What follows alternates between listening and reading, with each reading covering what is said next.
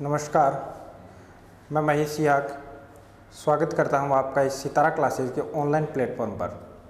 अपन बात कर रहे थे घड़ी की। घड़ी में आपने कोण निकालने सीखी अपन ने। लास्ट क्लास में अपन ने बात की थी कि राम अपने घर से ऑफिस के लिए इतने समय से इतने समय के बीच में निकलता है और वो मान लो कुछ समय बाद में वापस आता है। तो वो क्या देखता है कि जब मैं घर से ऑफिस के लिए निकला तब जितना टाइम था या जहाँ पहले सुई घंटे की सुई थी वहाँ अब मैं जब वापस आके देखता हूँ तो वहाँ मिनट की सुई आ चुकी है। मतलब सुइयों की जो दिशा है या जहाँ सुइयों की जो कंडीशन है वो चेंज हो चुकी है, बदल चुकी है। तो ये अपन ने लास्ट क्लास में बात की थी। आज अपनी जो घड़ी की है वो लास्ट क्लास रहेगी, घड़ी कंप्लीट करेंगे आज। तो आज अपना जो घड़ी में शेष जो पॉइंट रहे हैं वो कौन कौन से हैं उसकी बात करें अपन। तो एक तो अपन पढ़ेंगे आज क्या, दर्पण प्रतिबिंब। सबसे पहले क्या पढ़ेंगे,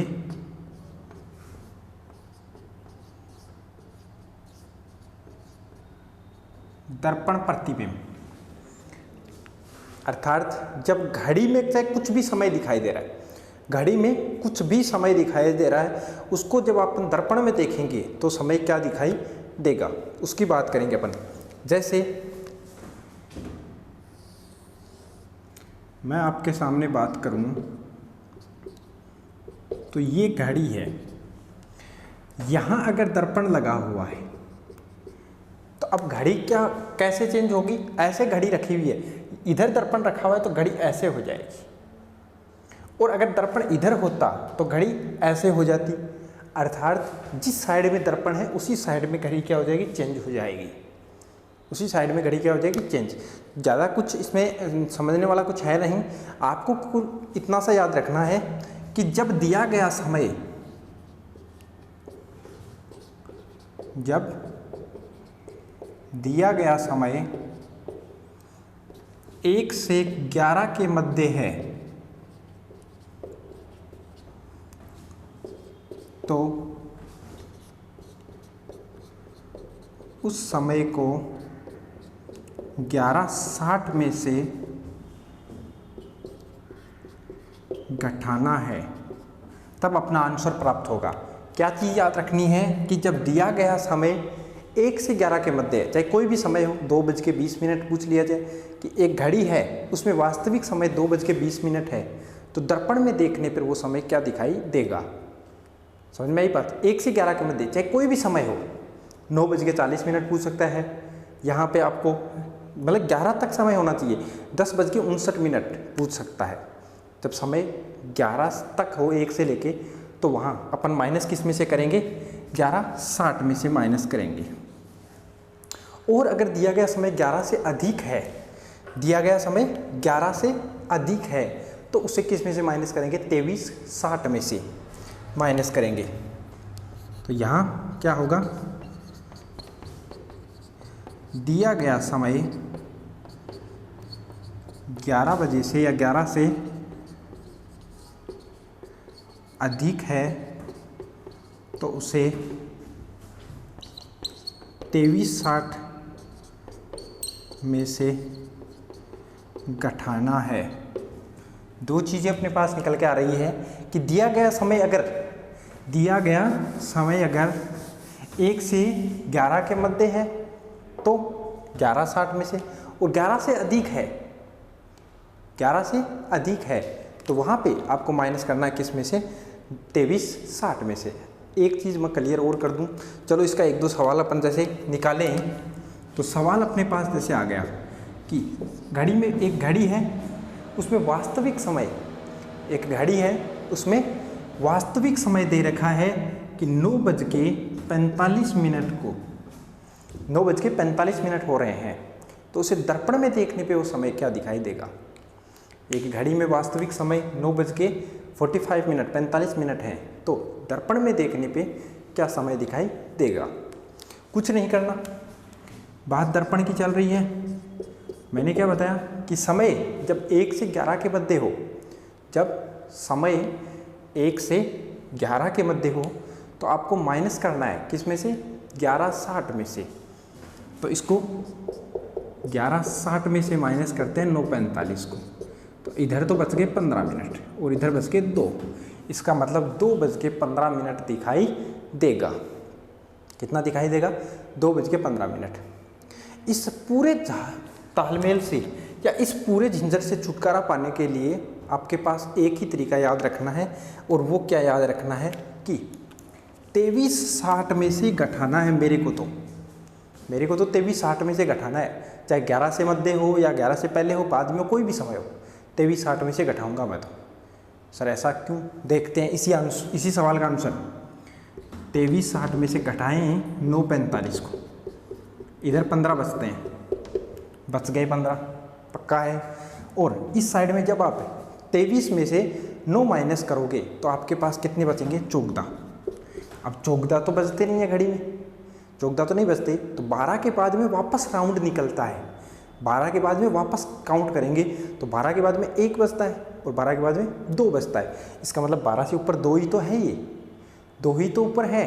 तो कितने बज रहे हैं? 2:15। और यहाँ भी कितने आ रहे थे? 2:15। तो इतना तो आप समझदार हो, समझ सकते हो कि 12 से जितना ऊपर चलता है इसका मतलब डबल राउंड दोबारा काउंट कर रहा है, तो जितना ऊपर है उतने ही बजेंगे। 12 से जितना ऊपर है उतने ही बजेंगे। थोड़ा कम समझ में है, दोबारा समझ लेना। एक तरीका ये था अपने पास दर्पण प्रतिबिंब निकालने का। दर्पण में क्या होता है आपको पता है कि जब आप दर्पण के सामने खड़े होते हो तो दायां बायां दिखाई देता है। मतलब जैसे दायां हाथ है तो ये बाईं साइड दिखाई देगा और बायां हाथ दाईं साइड दिखाई देगा। और राइट का लेफ्ट होता है इसमें, और कुछ नहीं है। दायां बायां मतलब राइट का लेफ्ट होता है इसमें। तो अपन ने क्या चीज़ निकल के आई यहाँ पे कि जब दिया गया समय 1 से 11 के मध्य है तो 11:60 में से घटाना है। और अगर दिया गया समय 11 से अधिक है, तो क्या करना है? 23:60 में से माइनस करना है। इसका अपन ने एक ही पकड़ लिया 23:60, कि हमें पता है जब आंसर अपना आएगा कि मान लो 19 बज के, आपके पास कितना है? 19:37 आंसर आ रहा है। अब आपको पता है 19 तो बजते नहीं है, 19 तो बजते नहीं है, तो 19 तो नहीं बजते, लेकिन 19 12 से कितना ऊपर है? 7 ऊपर है। कितना? 7। तो 7 बज के कितनी 39 जो आंसर आया वो होगा। सवाल करते हैं एक दो सवाल और करते हैं इसी के। ध्यान देना इस बात पे, यहाँ से सवाल पूछते हैं, पुलिस वगैरह में यहाँ से सवाल आता है। मान लो कि आपके पास एक सवाल है कि समय दे दिया 11:40, इसको दर्पण में देखेंगे तो क्या दिखाई देगा? तो देखना, अपन ने तो एक ही चीज़ सीखी है कि 23:60 में से माइनस करना है। किसको? 11:40 को। कर दिया, क्या बच गया? 20। और इधर कितना बच गया है? 12। तो 12:20 आएगा। कितना आएगा? 12:20। एक सवाल और की मैं बात करूं, समय आ गया 4:19। 4:19 है। सवाल सुनना, एक घड़ी को दर्पण के सामने रखा गया, दर्पण में समय दिखाई दे रहा है 4:19, तो घड़ी का वास्तविक समय क्या है? अगर चाहे आपको वास्तविक से दर्पण पूछे या दर्पण से वास्तविक पूछे, बात एक ही है। बात क्या है? एक ही है, एक ही बात है। तो ये चीज़ भी ध्यान रखना। यहाँ भी अपन माइनस करेंगे किस में से? 23:60 में से 4:19 को। 4:19 को देखो, यहाँ 20 होता तो 60 में से 20 निकलता तो डायरेक्ट बचता था 40, लेकिन यहाँ 19 है। इसका मतलब कितना बचेगा? 41। 41 बच गए। और इधर कितना बचा? 19 तो बचता नहीं है। 7:41। और जब इसी सवाल को अपन 11:60 में से माइनस करते तो भी वही आता, 11:60 4:19, तो भी कितना बचता? 41। और यहाँ 7। देखो सेम आंसर है, तो सेम आंसर है। तो इसका मतलब आपको याद क्या रखना है? दर्पण प्रतिबिंब में कोई मतलब टफ कॉन्सेप्ट नहीं है, ये बिल्कुल इजी कॉन्सेप्ट है। ध्यान देना कि जब दर्पण की बात करें कि एक घड़ी को दर्पण के सामने रखा गया, वास्तविक समय ये है, तो दर्पण में समय क्या दिखाई देगा? क्या एक घड़ी को दर्पण के सामने रखा गया है, लेकिन दर्पण का समय तो ये है, लेकिन वास्तविक क्या होगा? दर्पण की बात करेगा तो आपको 23:60 में से माइनस करना है। सवाल एक क्लियर हो गया। दूसरा सवाल इसका क्या बनता है कि एक घड़ी को उल्टा करके एक घड़ी को उल्टा करके रखा गया है तो भी सवाल क्या बनेगा, दर्पण का। समझ में आई बात। एक आपने सुना होगा कि जल प्रतिबिंब का सवाल, जल प्रतिबिंब का देखना कैसे बनता है। मैंने आपको यहाँ बताया है कि घड़ी के जब इधर दर्पण है तो दर्पण का बनेगा, इधर दर्पण है दर्पण का, लेकिन अगर इधर नीचे दर्पण रख दिया जाए तो ये जल का बनता है। किसका बनता है, जल का। जल भी तो नीचे होता है, जल में दर्पण में तो दायां बायां चेंज होता है, दर्पण में तो दायां बायां चेंज होता है, लेकिन जल में क्या होता है, जल में ऊपर का नीचे दिखाई देता है और नीचे का ऊपर दिखाई देता है। तो जल में भी कुछ याद नहीं रखना, छोटा सा कॉन्सेप्ट उसका भी क्लियर करते हैं। तो ये चीज़ नोट कर लिया आपने कि दर्पण में कुछ याद नहीं रखना, 2360 में से माइनस करना है। जो भी मान दिया 2360 में से माइनस कर दो, और आपको पता होना चाहिए कि कितना बजता है, रियल कितना बजता है। 12 से जितने घंटे ऊपर हैं उतना रख दो उसमें। तो इसमें अपन ने क्या रखा कि 2360 में से माइनस कर दो, अर्थात दो चीज़ अपन ने रखी कि समय 1 से 11 के मध्य है तो 1160 को ये याद करना चाहता है, और 11 से अधिक है तो 2360। अब मैं बात करूं यहां पे जल प्रतिबिंब की।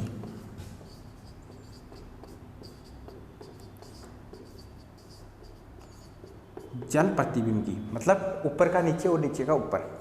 इसमें कुछ नहीं करना, दो स्टेप याद रखनी है कि जब दिया गया समय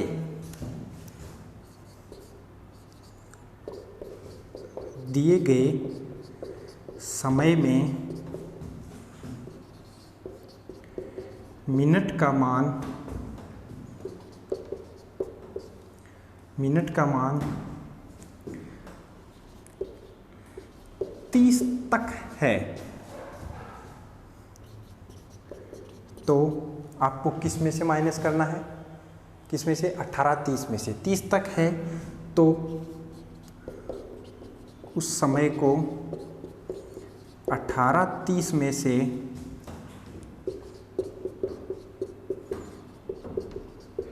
घटाना है, और यदि दिया गया समय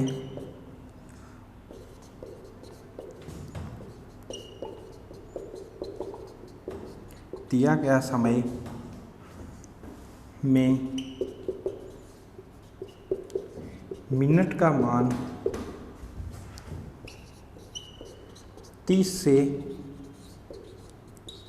अधिक है तो 1790 में से घटाना है। ये लो, कुछ नहीं है। क्या याद रखना है कि अगर दिया जो भी समय दिया गया अगर उसमें मिनट का मान 30 तक है तो 18 30 में से घटाना है। अगर 30 से अधिक है तो 17 90 में से घटाना है। अब कुछ बच्चे ऐसे हैं जिनको समझ में आ गया, बोलते हैं सर एक ही बात है। बिल्कुल एक ही बात है, मैं ही बोल रहा हूँ एक ही बात है, लेकिन ये आपके लिए इजी किया गया थोड़ा सा। कैसे, ऐसे देखना, 18 30 इसको ही कन्वर्ट करके 17 90 रखा गया है। इसको ही कन्वर्ट करके 17 90 कैसे, 18 घंटे हो गए, 1 घंटा कम कर दिया, मतलब 17 घंटे बच गए। वो 1 घंटा कम करके इस मिनट में बदल दिया, मतलब 30 मिनट थी, 60 मिनट यहाँ, 1 घंटे की 60 मिनट इसमें काउंट कर, जो ऐड कर दी तो कितनी मिनट हो गई, 90 मिनट। ध्यान देना, 18 30 में से ही माइनस करना है। दोनों झंझट को ख़त्म करके माइनस तो इससे ही करना है। लेकिन कई बार क्या होता है कि मान लो 47 मिनट आ गई, 51 मिनट आ गई, तो वहाँ आप क्या बोलोगे कि सर यहाँ माइनस नहीं हो रहा है 30 में से, तो क्या करें। तो इसका ही एक तरीका निकल के आया कि इसका 1 घंटा इधर दे दिया, इसका 1 घंटा निकाल के 18 का और 30 में काउंट कर दिया, तो घंटे तो 17 बच गए, और घंटे में जो 60 मिनट होती हैं वो इसमें जोड़ दी तो 90। बात एक ही है, करते हैं सवाल। तो यही चीज़ समझ में आई कि जल प्रतिबिंब में क्या होता है कि ऊपर का नीचे दिखाई देता है और नीचे का ऊपर दिखाई देता है, जबकि दर्पण प्रतिबिंब में दायां और बायां चेंज होता है। तो इसका अपने पास तरीका क्या निकल के आया आंसर निकालने का कि दिया गया समय में अगर जो मिनट का मान है, मिनट का समय अगर वो 30 तक है तो 18 30 का इस्तेमाल करें, और अगर 30 से ऊपर है तो 17 90 का इस्तेमाल करें। बात एक ही है, 18 30 में से ही माइनस करना है। अब दिक्कत ये आ रही है कि सर 17 90 फिर क्यों लिया, क्योंकि कुछ बच्चों को क्या होता है कि वहाँ पे प्रॉब्लम होती है कब, जब मान 30 से अधिक होता है तो माइनस नहीं होता तब, इसीलिए साथ में 17 90 भी लिया है। कैसे लिया है वो बात मैंने यहाँ पे कर ली है। सवाल की तरफ चलते हैं, ये चीज़ क्लियर होगी शायद। सवाल की तरफ चलते हैं। सवाल यहाँ पे क्या रहेगा, क्वेश्चन आपके सामने आता है कि एक घड़ी का वास्तविक समय, एक घड़ी में वास्तविक समय क्या दिखाई दे रहा है,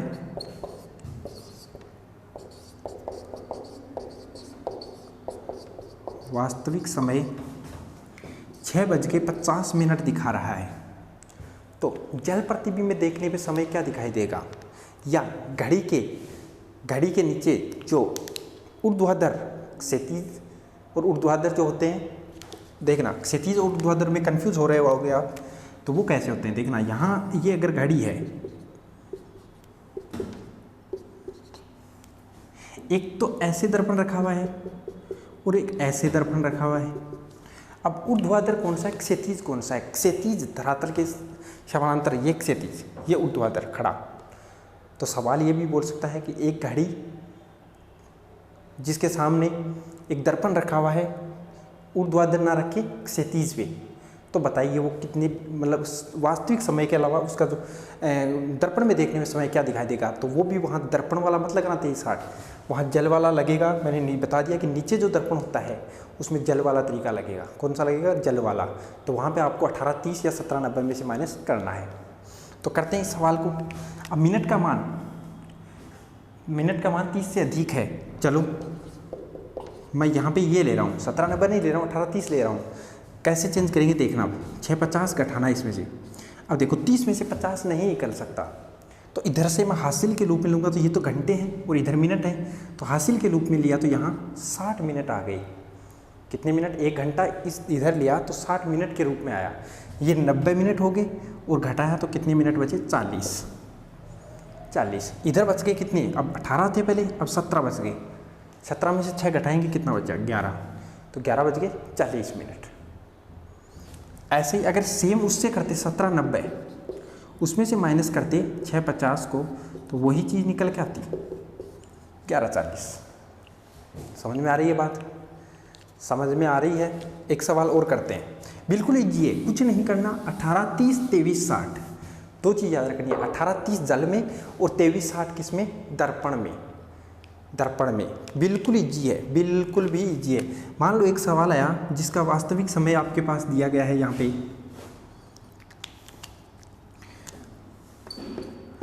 11:40 या 11:23 दे दिया। चलो यहाँ पे कम कर देते हैं समय 30 से, तो डायरेक्ट आप घटाओगे किस में से, 18:30 में से माइनस करोगे 11:23 को, तो इधर तो 0:03 मतलब 3 मिनट बच गए, और इधर कितना बच गया, 7।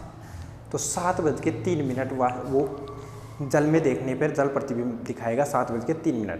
तो उम्मीद करता हूँ समझ में आ गई। जल और दर्पण, कुछ नहीं करना। दर्पण में 23:60 दर्पण का इतना सा ध्यान रखना कि जब दर्पण रखा हो घड़ी के सामने क्षैतिज रखा हो, तो वो जल का कार्य करेगा, तो वहाँ जल प्रतिबिंब निकालना है, इतना ध्यान रखना। और अकेला जल पूछे तो किस में से घटाएंगे, 18:30 या 17:90। ये तो हो गई अपनी टॉपिक वाइज बात। कुछ विविध क्वेश्चन होते हैं इसमें, घड़ी में कुछ विविध क्वेश्चन होते हैं।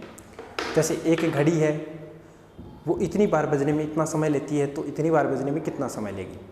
या कुछ क्वेश्चंस होते हैं कि एक घड़ी इतने समय में इतनी मिनट तेज चलती है, तो इतने समय बाद में वो कितनी मिनट तेज चली जाएगी, या क्या समय दिखाई देगा उसमें। ऐसे कुछ विविध क्वेश्चन बनते हैं, तो उन 1-2 क्वेश्चनों के ऊपर बात और करेंगे कि वो क्या क्वेश्चन है। तो जल और दर्पण उम्मीद करता हूँ समझ में आ गया होगा। आज के बाद भी शायद कोई प्रॉब्लम नहीं होगी आपको। कुछ विविध क्वेश्चनों की तरफ लेके चलता हूँ मैं। पहला क्वेश्चन आपके सामने कि एक घड़ी है, एक अलार्म घड़ी है,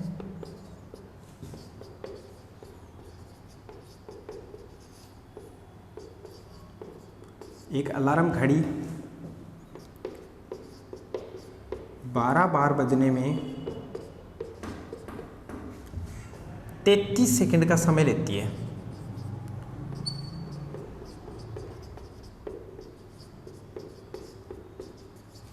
तो बताओ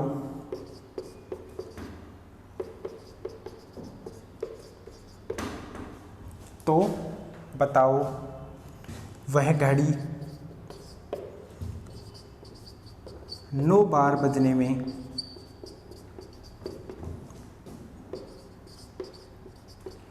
कितना समय लेगी। ये क्वेश्चन आपके सामने। एक घड़ी 12 बार बजने में 33 सेकंड का समय लेती है। 12 बार बजने में 33 सेकंड का समय लेती है, तो बताओ वह 9 बार बजने में कितने सेकंड का समय लेगी। बिल्कुल अच्छा सवाल है, ऐसे सवाल पूछते भी हैं एग्जाम में। तो ध्यान देना सवाल पे, जब घड़ी पहली बार बजेगी ना, घड़ी बिल्कुल पहली बार बज रही है तो कोई समय नहीं लेगी। ये चीज़ मैं यहाँ पे आपको आज क्लियर कर देता हूँ। मैथ्स में एक सवाल बनता है, मैथ्स में एक सवाल बनता है कि मान लो 10 खंबे या 10 पेड़ लगा रहा है कोई कैंडिडेट, और प्रत्येक पेड़ के बीच में, छोटा क्वेश्चन लेते हैं मैथ्स का, इसी आधार पे एक सवाल समझने की कोशिश करते हैं कि एक व्यक्ति है वो 5 पेड़ लगा रहा है, प्रत्येक पेड़ के बीच में 4 मीटर की दूरी है, तो बताओ कितने मीटर की दूरी पे वो 5 पेड़ लगेंगे, या 5 पेड़ लगाने में कितने मीटर की दूरी की ज़रूरत पड़ेगी, या कितने मीटर की दूरी पे 5 पेड़ लगाए जा सकते हैं। प्रत्येक पेड़ों के बीच में 4 मीटर की दूरी होनी चाहिए। तो ध्यान देना, मान लो पहला पेड़ यहाँ है, दूसरा यहाँ है, तीसरा, चौथा और 5वां। मैंने क्या बोला कि प्रत्येक पेड़ के बीच में या प्रत्येक पेड़ों के बीच में 4 मीटर की दूरी है, तो कितने मीटर की दूरी पे वो 5 पेड़ लगाए जा सकते हैं, ये सवाल पूछा है। तो यहाँ इन दोनों के बीच में 4 मीटर की दूरी, इन दोनों के बीच में 4 मीटर की दूरी, इन दोनों के बीच में 4 मीटर की दूरी, और इन दोनों के बीच में 4 मीटर की दूरी, अर्थात कितने मीटर की आवश्यकता पड़ी, 16 मीटर की। 16 मीटर की दूरी पे वो 5 पेड़ लग चुके हैं। तो एक बात मेरे को बताओ, यहाँ पहला पेड़ कितने मीटर की दूरी पे लगा, किसी को पता है? किसी को भी पता नहीं है, क्योंकि पहला पेड़ लगेगा तभी तो आगे का दूरी काउंट होगी, तभी तो दूसरे और पहले पेड़ के बीच में यही तो दूरी होती है, यही तो दूरी काउंट होगी। अर्थात पहला पेड़ से पहले कितनी दूरी ली गई ये पता नहीं है। तो इसी क्वेश्चन पे जब अपन आते हैं, तो जब वो पहली बार बजती है तो कितना समय लेती है, कितने समय बाद में बजती है, इसका पता नहीं है। तो पता है किस चीज़ का, या पहली बार बजने में वो कोई समय नहीं लेगी, पहली बार बजने में कोई समय नहीं लेगी, लेकिन समय लेगी कितना फिर, वो 11 बार बजने में, 11 बार बजने में कितने समय, सेकंड का समय, 33 सेकंड का, 33 सेकंड का। कोई कंफ्यूज ना हो, सर 12 क्यों नहीं दिया, क्योंकि पहली बार बजती है समय नहीं लगता है, पहली बार बजेगी फिर दूसरी बार बजेगी, तो पहली और दूसरी के बीच में जो टाइम है, जो समय लगा है उस समय, वो तो समय लगेगा, दूसरी और तीसरी के बीच में समय लगेगा, चौथी और पांचवी के बीच में समय लगेगा। लेकिन पहली बार जब बजी, वो पहली बार बजी, तो वहाँ क्या समय था, वहाँ कोई समय नहीं था, मतलब पहली बार बजने में कोई समय नहीं लगा। तो इसका मतलब एक तो अपन ने छोड़ दिया, और 11 बार बजने में कितना समय लगा, 33 सेकेंड है, 33 सेकेंड। तो पूछ रहा है 9 बार बजने में, अब 9 बार बजने का नहीं निकालेंगे, पहली बार बजेगी कोई समय नहीं, तो 8 बार बजने में निकालेंगे यहाँ पे कि 8 बार बजने में कितना समय लेगी। तो 33/11 × 8, 11 3 33 और 8 3 24, तो कितने सेकंड का समय लेगी वो, 24 सेकंड का समय लेगी। दोबारा समझ लेना सवाल को। सवाल क्या था, एक अलार्म घड़ी 12 बार बजने में 33 सेकंड का समय लेती है, तो 9 बार बजने में कितने सेकंड का समय लेगी। ऐसे सवाल पूछे जाते हैं, बार बार एग्जाम में ऐसे सवाल आते हैं। तो पहली बार बजने में कोई समय नहीं लेगी, अर्थात 11 बार बजने में समय लेगी 33 सेकंड। तो 9 बार बजने का पूछा है, इसका मतलब पहली बार तो वो भी नहीं लेगी, तो 8 बार बजने में कितना समय लेगी, 8 बार बजने में 33/11 × 8, मतलब 24 सेकंड का समय लेगी। कितने सेकंड का, 24। एक सवाल ऐसा ही और करते हैं, ऐसा ही सेम एक सवाल और करते हैं।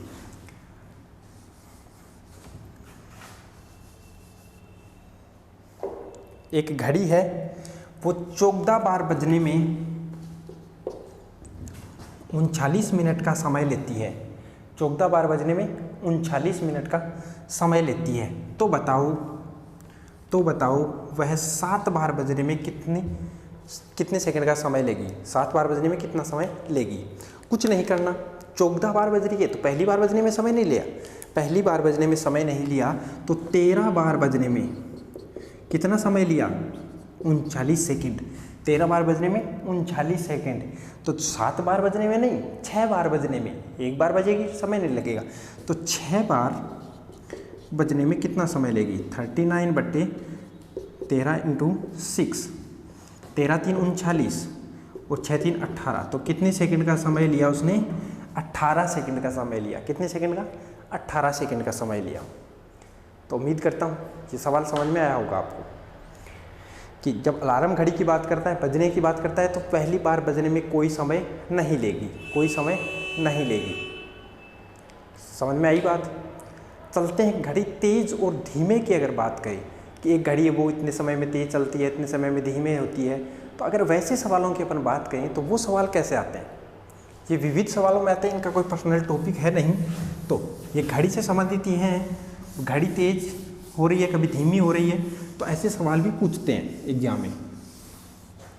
तो सवाल है, एक घड़ी 5 घंटे में 12 मिनट तेज होती है। एक घड़ी 5 घंटे में 12 मिनट तेज होती है।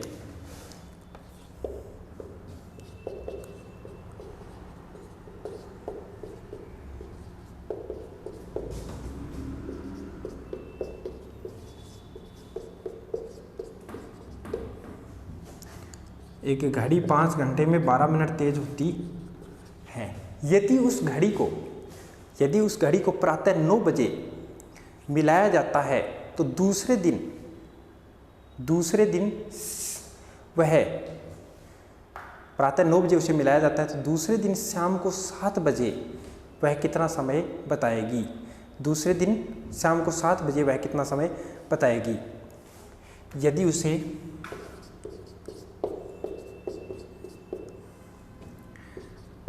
प्रातः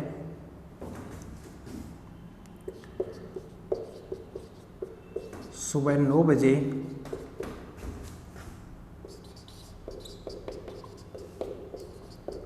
मिलाया जाता है तो वह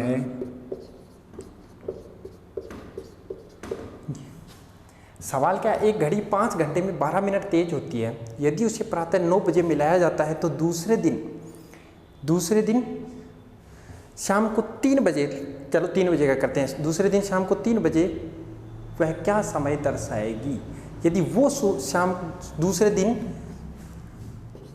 दिन शाम को वह 3 बजे का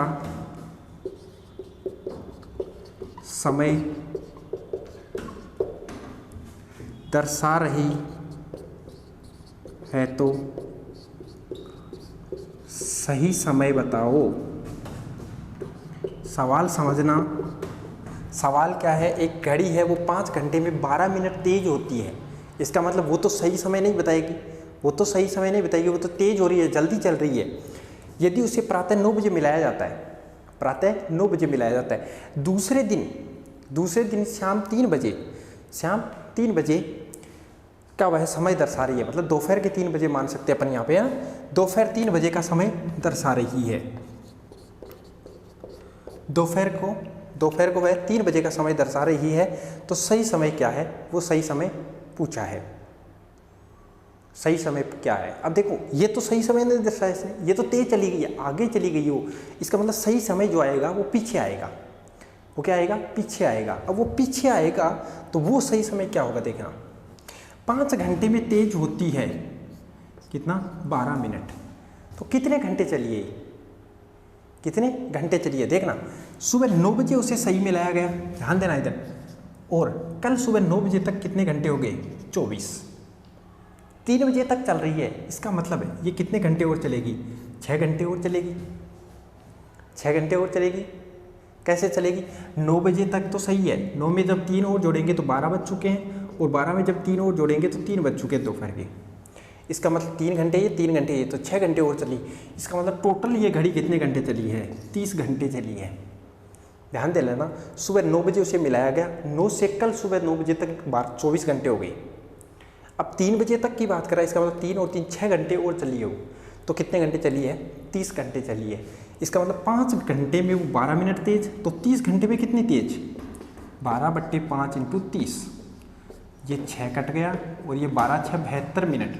72 मिनट वो तेज हो रही है, 72 मिनट तेज हो रही है। इसका मतलब वो जो 3 बजे का समय दर्शा रही है, उसमें से माइनस करना है क्या? 1 घंटा और 12 मिनट।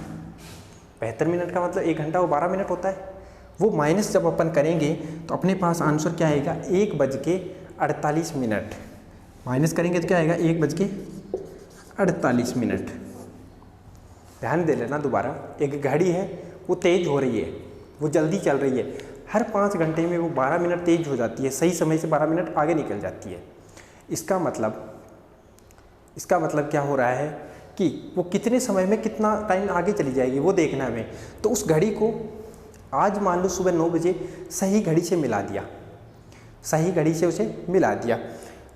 कल दोपहर 3 बजे क्या देखते हैं कि वो घड़ी तो 3 बजे समय दिखा रही है, लेकिन सही समय क्या है वो तो आगे दिखाएगी, अपन को पता है। सही समय जो होगा उससे पीछे होगा, क्योंकि वो तो तेज चल रही है वो घड़ी। तो सही समय निकालने के लिए क्या करेंगे कि वो टोटल कितने घंटे चली, टोटल 30 घंटे चली। कैसे चली, 9 बजे से 9 बजे तक 24 घंटे, और 3 बजे तक जाना है तो 6 घंटे और 24 घंटे चली। 5 घंटे में वो 12 मिनट तेज, 30 घंटे में कितना तेज, 12/5 × 30 मतलब 72 मिनट तेज।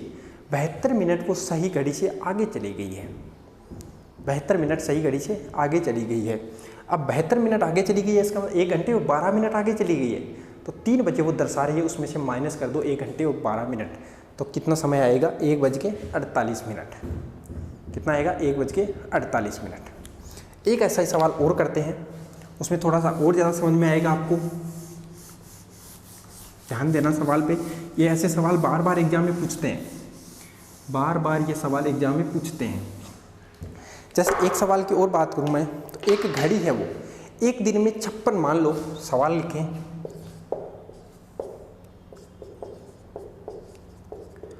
एक घड़ी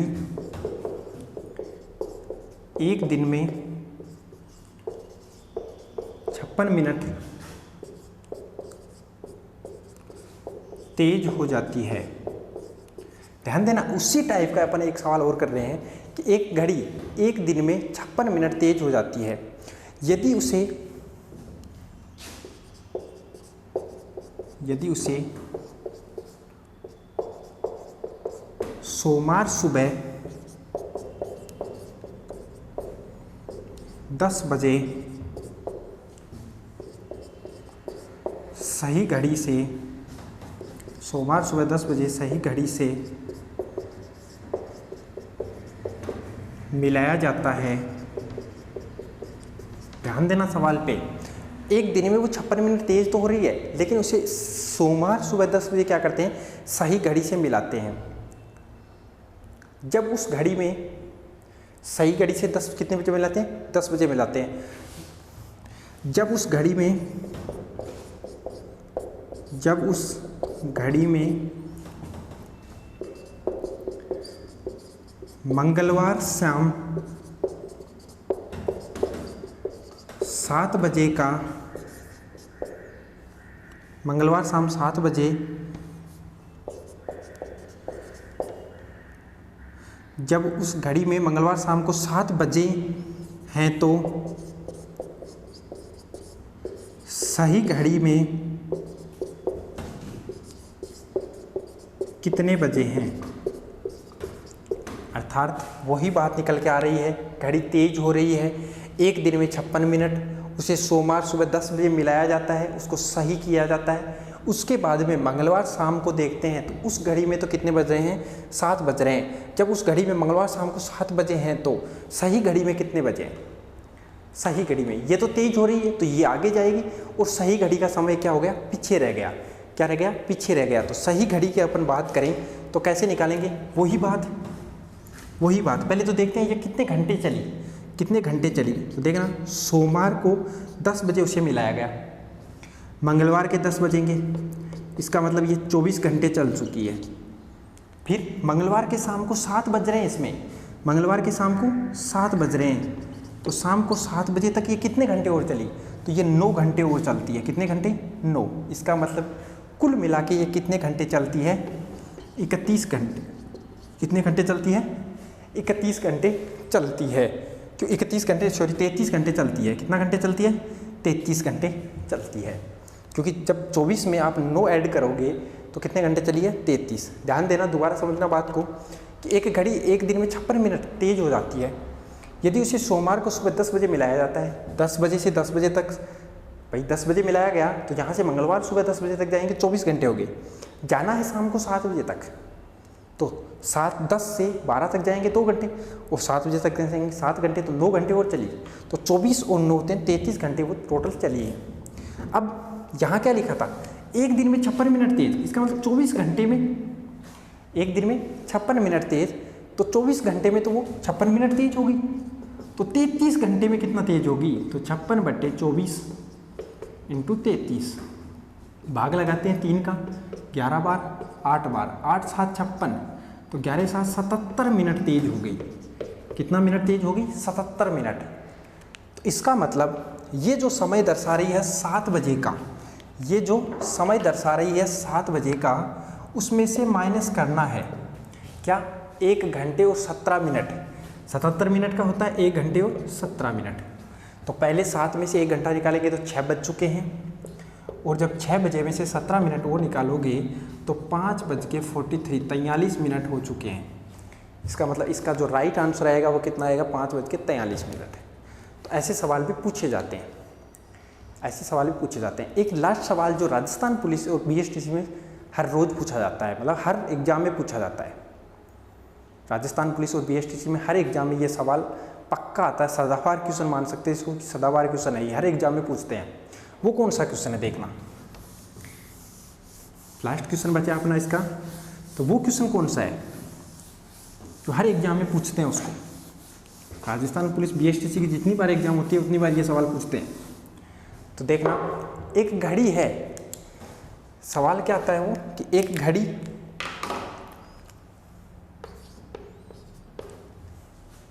एक घड़ी 1 बजे 1 बार, 2 बजे 2 बार, 3 बजे 3 बार, 4 बजे 4 बार, ऐसे ही जितने बजते हैं उतनी बार वो, जितना समय होता है उतनी बार वो घड़ी बजती है। जैसे 1 बजे हैं तो 1 बार बजेगी, 2 बजे हैं तो 2 बार, मतलब जितना समय होता है वो उतनी बार क्या होती है, बजती है।